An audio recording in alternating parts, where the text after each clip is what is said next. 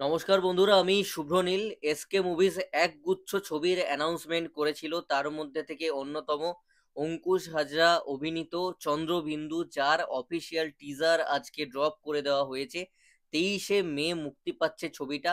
এই ছবিতে রয়েছেন শান্তিলাল মুখোপাধ্যায়, তুলিকা বাসু, অনির্বাণ চক্রবর্তী, ঐন্দ্রিলা সেন, সাহেব চট্টোপাধ্যায়। টিজারটায় আমরা যেটুকু গল্প বুঝতে পারছি দেখে, এখানে একজন ব্যবসায়ী অঙ্কুশদা বা বই প্রেমী অঙ্কুশদা, যার কলকাতাতে বই পোকা বলে একটা স্টল ছিল, সেটাই লন্ডনে যখন যাচ্ছেন বুক ওয়ার্ম নাম দিচ্ছেন এবং একটা সাকসেস স্টোরি বলতে পারি।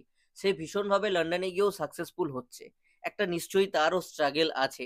তো তারপর যখন সাকসেসফুল হচ্ছেন তখন বাবা মার আনন্দ, বাবা মা সেখানে ইনগ্রেশন করছেন, বাবা মার হাত দিয়েই ফিতে কাটাচ্ছে ছেলে, এবং সেখানে গিয়ে পরবর্তীতে বাবা মা আনন্দ করে সান্ত্বনাও দিচ্ছে যে এটা তো সবেমাত্র শুরু।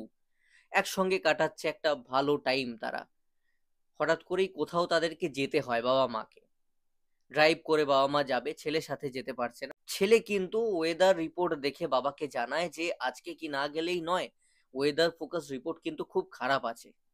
কিন্তু বাবা মা শোনে না এবং একসাথেই তারা দুর্ঘটনার কবলে পড়ে মারা যান। এরপরে অঙ্কুশদা ভেঙে পড়েন, পাশে দাঁড়ান অনির্বাণ বাবু, এবং এইরকম ভাবে ছেলেকে ভেঙে পড়তে দেখে অনির্বাণ বাবু তাকে বলে যে তুমি কি বাবা মার সঙ্গে কথা বলতে চাও। ইনিশিয়েটিভটা অনির্বাণ বাবুই নেন, ছেলেকে বাবা মার সঙ্গে প্ল্যানচেটের মাধ্যমে কথা বলিয়ে দেওয়ার। সে তো অবিশ্বাস করে এই সমস্ত বিষয়ে, মডার্ন ছেলে, লন্ডনে থাকে। অ্যান্ড তার পরবর্তীতে কি হচ্ছে, বাবা মা কি সত্যি আসছে, আরো কে কে আসছে, তার কারণ ঐন্দ্রিলা সেনদির চরিত্রটা কিন্তু এখানে টিজারে রিভিল করা হয়নি, বা সাহেব চট্টোপাধ্যায় দাকেও কিন্তু এই টিজারে দেখানো হয়নি।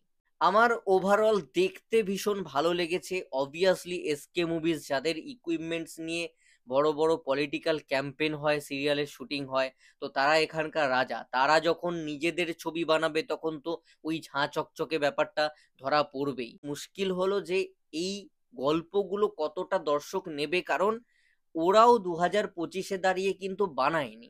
এই গল্পগুলো তারা যখন মাথায় নিয়ে ছবি বানিয়েছিল, সেটা একটু পিছিয়ে যেতে হবে আমাদেরকে। অঙ্কুশ দা ও ইন্দিরাদি দুজনেই তুখোর অভিনেতা অভিনেত্রী। মানে আমি এই দুজনের নাম এই কারণে বললাম, কারণ হিরো হিরোইন বা স্টার যারা হয় তাদেরকে নিয়ে একটা নাকুচো ব্যাপার আমাদের থাকে যে কতটা ভালো করবে। রাদার আমরা কিন্তু যারা সাইডে থাকে তাদের প্রশংসা অনেক বেশি করে থাকি। অ্যান্ড আমরা দেখেওছি যে সাইডে যারা ক্যারেক্টার আর্টিস্ট হিসেবে থেকে থাকে বাংলাতে, তারা কিন্তু আমাদের স্টার সুপারস্টারের চেয়ে বেটার অ্যাক্টিং করে থাকে। কিন্তু অঙ্কুশদার ক্ষেত্রে কিন্তু ব্যাপারটা আলাদা, উনি কিন্তু দুর্দান্ত পারফর্মার একজন। ঐন্দ্রিলা দিও বেশ ভালো অভিনেত্রী। এখানে অভিনেতাদের মধ্যে শান্তিলাল মুখোপাধ্যায়কে আমরা জানি কি লেভেলের অ্যাক্টার, এবং এসকে মুভিজ মানে শান্তিলাল বাবু আজকাল থাকছেন। অনির্বাণ চক্রবর্তীকে নেওয়া হয়েছে, অনির্বাণ চক্রবর্তী তুখোর একজন অ্যাক্টার, আমরা জানি আলাদাই লেভেলে এখন চলে গেছেন আফটার এইকেন বাবু। সো এক্সপেকটেশনস তো থাকবে। অ্যান্ড কনসেপ্টটা বেশ ফ্রেশ লাগলো, একেবারে ব্যাকডেটেড কিন্তু নয়। এবং টিজারটা যেখানে শেষ হয়েছে আমার বেশ ভালো লেগেছে। সবকিছু রিভিল করেনি, জাস্ট একটা হিন্টস দিয়েছে যেটুকু দেওয়া যায়। ছবির জন্য অনেক কিছু রেখে দেওয়া হয়েছে, ট্রেলারের জন্য অনেক কিছু রেখে দেওয়া হয়েছে। আমরা একটা জায়গায় তো পৌঁছালাম, সেই পৌঁছানোর পরে কি হচ্ছে, যেটা কিন্তু অনেক কিছু হওয়ার সম্ভাবনা রয়েছে। নিশ্চয়ই আসবেন, আত্মা হয়ে দেখা দেবেন, ওটুকুই নয়, তার পরবর্তীতে নিশ্চয়ই অনেক কিছু ঘটবে। দুটো গুরুত্বপূর্ণ চরিত্রকে হাইডও করা হয়েছে। সব বুদ্ধিদীপ্ত টিজার আমি বলবো। গানটা শুনতে বেশ ভালো লাগছে, অনুপম রায়ের মিউজিক রয়েছে, অনুপম দার ভালো।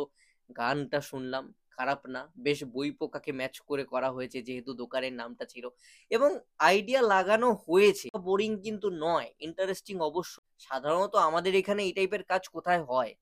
এগুলো আমরা হিন্দিতে টুকটাক দেখতে পাই, বাংলায় এই হরর জনারটা কোথায়? নেই তো। তো সেখান থেকে অ্যাকসেপ্ট করতেই